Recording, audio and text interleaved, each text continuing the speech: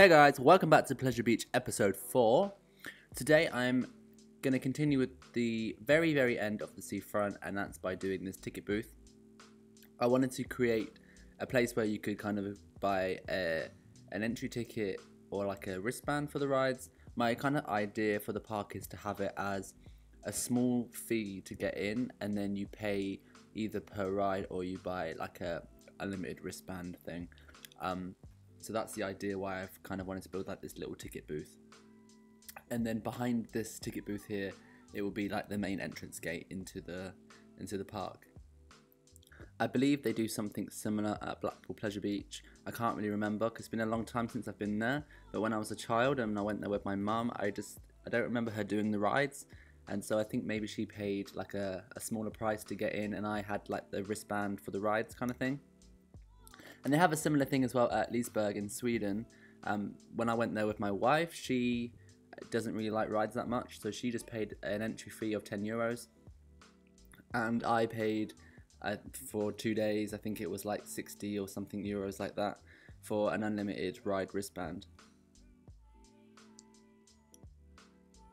So here I'm going to move on now and build this entry gate. I wanted to have like two kind of colourful pillars, just so to make it really obvious where the entrance is, and just kind of create something modern. I think maybe if this park was older, it would have more of a classic entrance. Maybe this did have a classic entrance and it's been updated through the years and it's got this more modern entry gate or something like that. I remember I did a park back along called Royal Gardens, and I built the park in today kind of timeline. And then what I did is when I finished it, I actually erased some of the attractions that were kind of new looking, and I actually rebuilt the park as if it would be in the 80s. And so maybe that would be a cool thing to do with this Pleasure Beach. Maybe I could take away some of the modern attractions that I build and replace them with more of the old-fashioned kind of rides that you'd find in these kind of seaside amusement parks. That would also involve building a different style entrance gate, more of a classic looking one.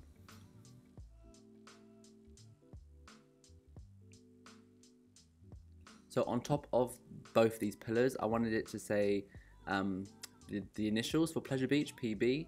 So I'm going to build like a little template here with the letters,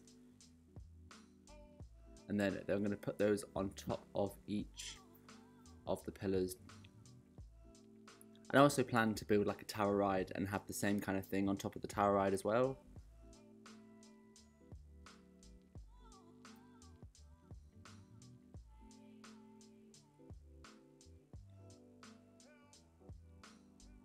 This is actually the third entrance gate I built for this park. I wasn't happy with the first one. It's kind of difficult when you try and build things on a diagonal. There's lots of limitations and just things are weird, and also the in-game entry gates that you have to place down for guests to enter have to be placed on the grid, so you can't put those at a diagonal position, which makes it also very difficult. So I always try and avoid doing diagonal entrance gates, and unfortunately this park I just wanted to do one, so I've tried to get around it somehow. But yeah, the first version I did was very blocky, and it had a very it didn't flow well, and I wasn't just happy with how it looked. I didn't think it was imaginative or very creative, and it just looked like I just tried to put lots of pieces together and make it work, and it wasn't happening. The second one was kind of a similar thing, and again I wasn't happy with it, and so I kind of resorted to what I've done here. And I actually took some inspiration from one of my own parks, and that was my SeaWorld park, which I never actually released. But if you go back and watch my abandoned parks and projects video, which I put out the other day, you'll see that I built a SeaWorld park, and the entrance I just kind of used a very similar style with the little poles sticking out and the shades of blue kind of thing, and I've just used that and carried it over into this park. So now that is basically the whole seafront done, with the entry gate, etc. And I will release that onto the Steam Workshop as a kind of scenario template for you to build your own park inside. Once the mods that I have used have been released on Steam, which will be soon. I shall put that straight on there. I shall let you know when that happens. So now I'm going to move on to the very first attraction in my park, and that is a log flume. I'm going to try and keep this log flume kind of somewhat unoriginal, but the idea from it is that traveling log flume we have here on the German circuit, and that is the kind of Pirate Falls kind of thing. And I just wanted to make it, you know, just like a very obvious theme by going with the pirate kind of thing. And I just wanted to make this log flume just, you know, look like it would be found in any seaside kind of resort. So I was very unsure on what to build first, and I knew I wanted a wooden coaster. I knew I wanted to build a Eurofighter vertical drop coaster, and I knew I wanted to build a log flume. I just wasn't sure where to put them. And before I actually built the log flume, I built maybe 5 or 6 different roller coasters, and I kind of used some of the ideas that you guys gave me in the comments on my first video. I kind of like the idea of going out onto the beach kind of thing, but the way I'd done the buildings, it wasn't really possible. So I thought maybe I could go out over the road and into the car park, which is just a small part of the car park, but it's just opposite of the entry gates. And I tried that with a wooden coaster, and I wasn't really feeling it, and I just wasn't sure, so I got rid of that. I did the same thing with a steel coaster, and that didn't work for me either. And then I just thought, in my head the whole time I had this log flume, and I thought, okay, I'll build the log flume first and then work around it and see what happens. I know that I wanted the log flume and the steel coaster to really interact with each other, so I've just gone with the log flume first, and once that's done, then I can kind of work around it with the other attractions.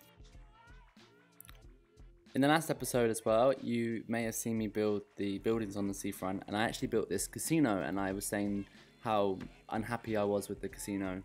And I've actually gone and erased a part of that building and transformed what was already there into a TGI Fridays restaurant. And so if you stick around to the end of this video, where I've put some screenshots, and I have remembered this time, I've actually included a screenshot of that building. And it does look very, very different, but I really didn't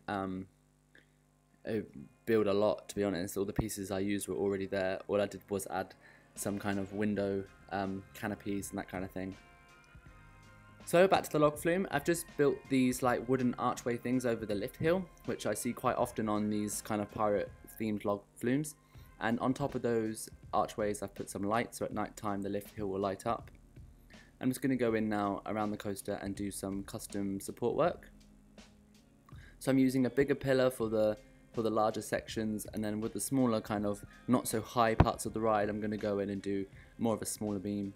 But I'm using the beams from the architect set to actually do the rest of the support work. So now there is actually a support mod, which is really great. I've experimented with it and made a few little things here and there, nothing too important. I was just kind of experimenting with the set and to see what I could come up with. So maybe now I could go back in to what I've done here and just replace some of the beams with those supports, because they do look a lot more realistic and more kind of still looking.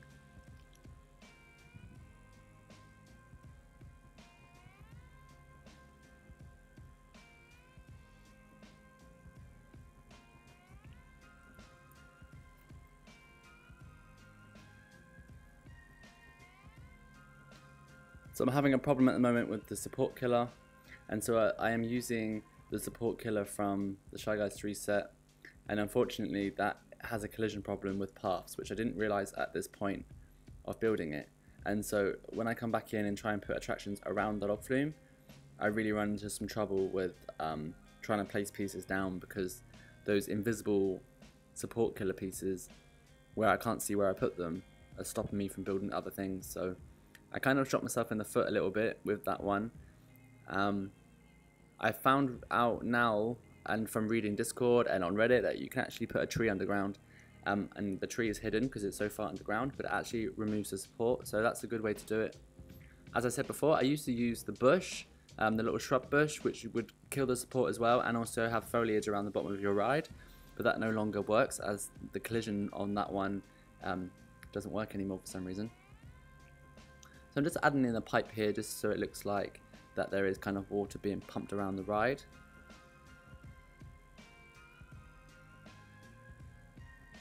And I'm just adding in these kind of sunken poles to create bolts in the footers of the supports, which is something that I do all the time when building supports. I always do my own kind of pillars and then my own footers using circular or square shaped pieces with these sunken pillars to make bolts.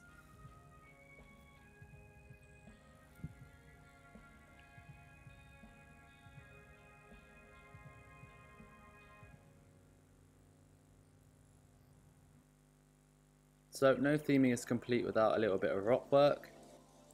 So I always think if you're not sure what to do, just add some rocks and it always looks good no matter what you do really. So I'm just throwing in some rocks around some of the areas.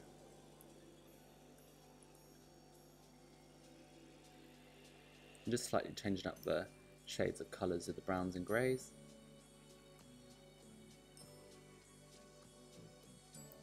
I'll actually come back and do the station another time. For now I'm just going to lay out kind of the queue line, the exit path, and just some of the kind of theming features of the ride.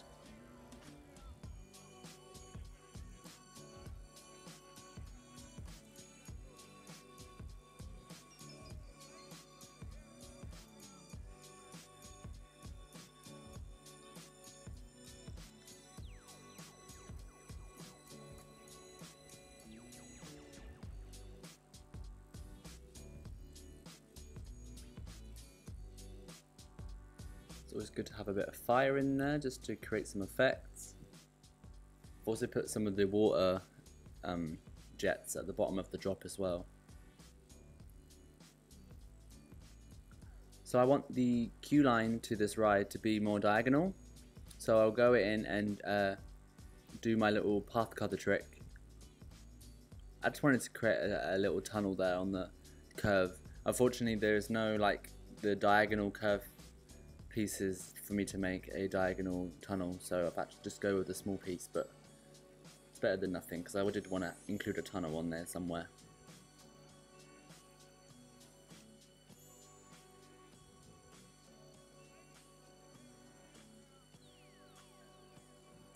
I'm just sinking this small piece of roof underneath the path, and this actually kills the automatic fence that the queue line generates.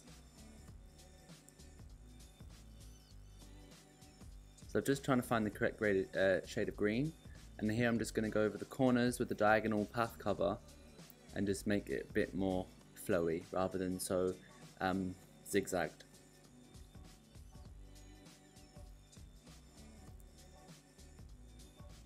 And I'm just using the fences from the path cover set.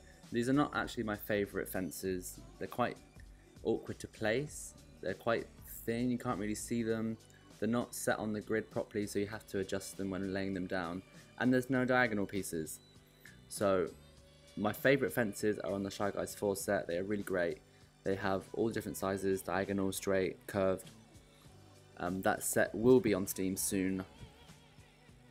So when it is, download it. It is my favourite, especially for the fences. But for now I just made do with those and just kind of made my own thing with some wooden beams there to create some of the fence diagonal pieces.